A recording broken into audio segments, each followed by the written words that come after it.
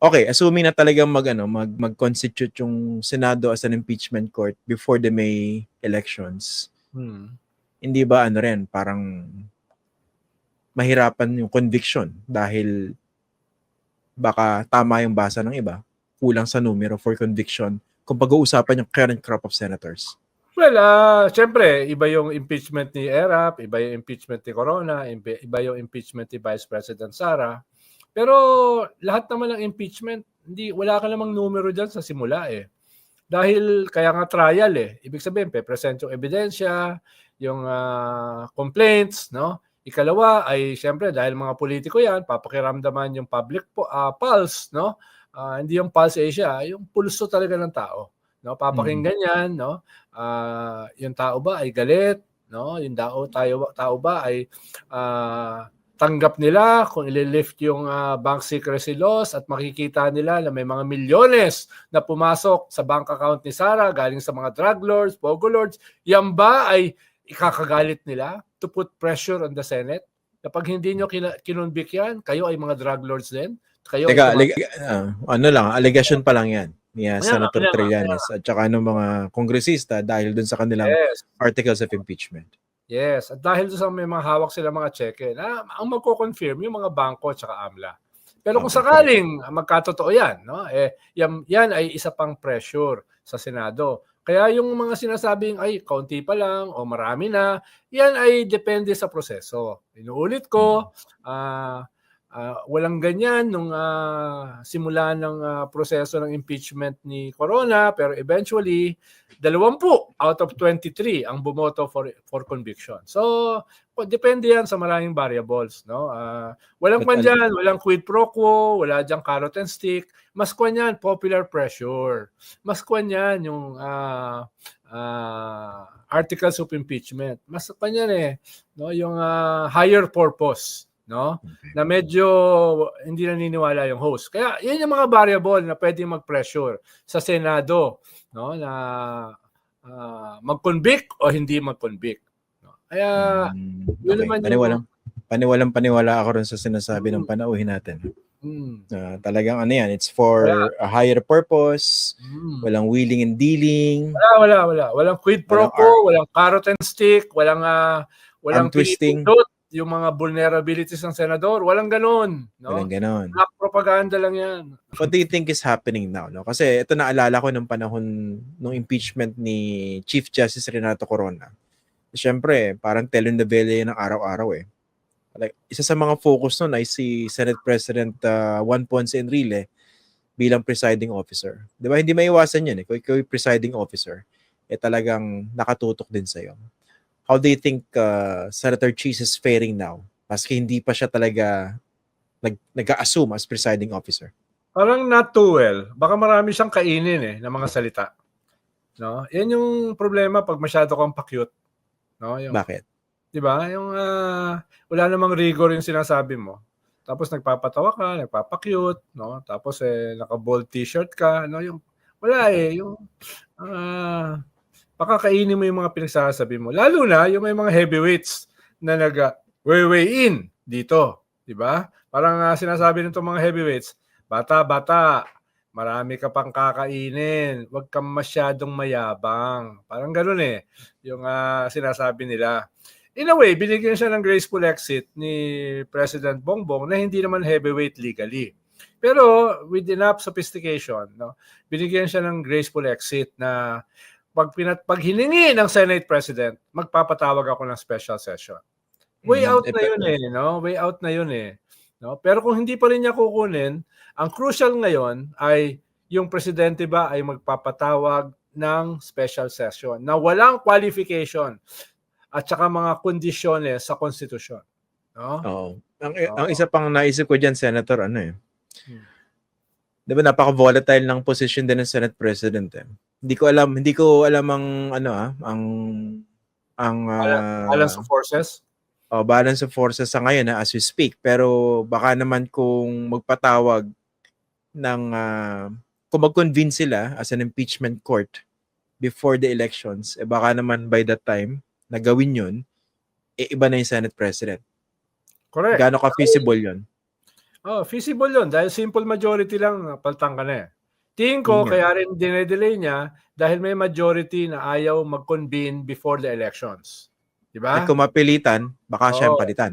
oo, meron kang mga 10 na 7 re-electionist at 3 na tatakbo sa lokal na tingin nila baka ma-compromise yung kanilang, margin of victory dahil nga, mapipilitan silang pumosisyon either way.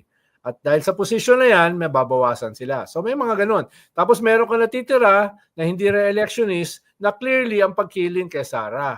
That's easily a majority for now, 'no? Ibang usapin yung hindi pag-convene, ibang usapin yung talagang supporter ni Sara. Pero pag pagsasama mo lahat 'yan, ay sasama mo pa yung pupunta sa Paris Fashion Week, 'no? Sa Lunes, Ba't 'no? lumalakas ba talaga yung Oo, volume sa inyo o sa akin lang? volume lang Biglang hindi. lumakas, eh. Lumalaki.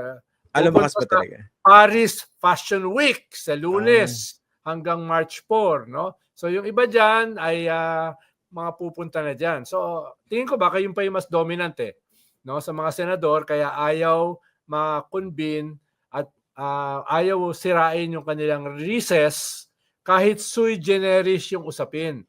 which Kahit is kahit hindi wouldn't hold water, eh, itong, ipag-invoke mo ng recess. Sui generis nga, unique nga, eh, may commandment nga yung konstitusyon, eh, na gawin immediately, 'no? Tapos ang priority mo ay iyong recess. Dahil pero karamihan sa inyo mag-a-abroad, tapos yung mga iba pa ay pupunta sa Paris Fashion Week. Hmm. parang nabingi ako dun, ah. Mm. Nadinig ko, hindi na kailangang isigaw. Oo. Tapos Ah, meron pang isa pang qualification, 'no? Nag-i-schedule ka ng pag-convene as a trial court after the SONA. Eh, yung term mo as Senate President hanggang June lang, eh, 'no? How dare tama. you predict na ikaw yung Senate President pa rin sa Hulyo or after July, 'no? Sobrang hubris naman 'yan, sobrang yabang naman 'yan, sobrang presumptuous naman 'yan, 'di ba? 'No? Oh, okay na nga yung yung Paris Fashion Week, 'no? Okay na nga yun, puwede pang patawarin yun na hindi mo gagawin yung commandment ng konstitusyon dahil merong Paris Fashion Week. Pero yung pe-presume mo, i-schedule mo sa 20th Congress, sino ka para i-schedule yun? Hindi ko Hindi kasi naman alam, hindi hindi sigurado hindi na ikaw ang Senate President nun. oo, hindi kasi ako pasyonista, eh, hindi ko alam kung kailan yung Paris Fashion Week na 'yan. Pero kung talagang may mga pupunta diyan, eh, napaka-valid nun. Grabe Oo naman, 'no? nga, It's a oo nga. no-brainer, 'no? Isipin Yes, mo, yes, yes, yes. magbabakasyon ka, idi-disturb yung bakasyon ng mga senador natin para Oo, gawin yung kanilang constitutional duty, oo. it's a no-brainer. Eh, dapat Tama, magpahinga tama. sila sa recess, 'di Yeah, ba? I rest my case. Oh, 'wag ipilit, Your Honor, I rest my case, 'no? Pero 'wag pagpunta ipilit. mo ron, ang sigurado ko may kukuha sa'yo ng pictures. Parang yung Hmm, kanyan, eh, yung champagne fountain, pinagmamalaki mo pa. ano Hmm. 'to? Habang, merong self-rated poverty na 63% ng mga tao ang tingin sa sarili mahihirap.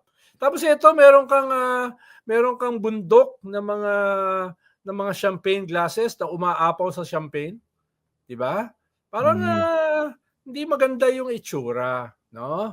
Oh, kung gagawin mo man 'yan, itago mo na muna para hindi naman, sobrang luho ka naman habang 63% ng mga Pilipino nire-rate yung sarili nila na mahirap, 'no? Tapos 11%, 12% ay nire-rate yung sarili nila as starving, 'no? Nagugutom, hindi makakain dahil walang kakainin. Tapos ito yung mo, ito yung iyong, champagne, fountain, tapos ito yung Paris Fashion Week, 'di ba? Pero tingnan oo natin nga, baka eh. magdalawang isip naman, hindi pumunta. Depende rin yan sa public pressure, eh. Eto na, isipin natin itong mga tumatakbo for, re-election, 'no? Siyempre ang priority nila yung kanilang mga political fortunes, career, yung kanilang future. Eh, obvious naman na ayaw nilang ma-hassle yung kanilang kampanya kung mapipilitan silang tumindig doon sa issue ng impeachment. Eh, pero trabaho nila yun, eh. Tsaka ito pa isa ko iniisip, Senator.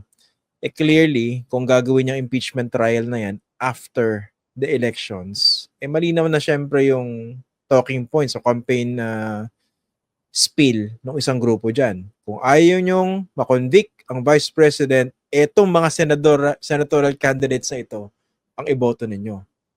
Tapos, doon naman sa kabilang side, hindi naman sigurado na pag sila yung binoto nyo, for conviction yon, di ba? Kasi yung Tama. alyansa ng Bagong Pilipinas, alyansa ngayon yan. Pero hindi tayo sigurado. Pero ako naman, I will give them the benefit of the doubt. No? Ako hindi. Hindi tulad ng host na ang tawag sa karamihan sa kanila ay mga enabler ng previous government. No? Bakit? Mali ba? Enabler naman talaga. Dami lang sinabing mali. Sinasabi ko lang yung sinabi ng host. Enabler naman talaga sila. Oo. At saka ito pa. Okay, ito. Ito mga dapat ma-realize din ng mga viewers natin.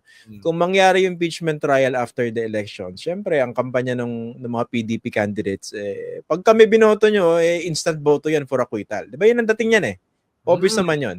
O pag sa kabila naman, huwag nyong i-assume na boboto sila for conviction. Lalo, pagkatapos ng eleksyon, yun na yung second half ng termino ni President Bongbong, hindi naman lahat ng mga napag-usapan, yung mga commitments, necessarily masusunod yun for the second half. Lalo kung, di ba, patuloy yung pag-angat o paglakas ni Sara Duterte by that time.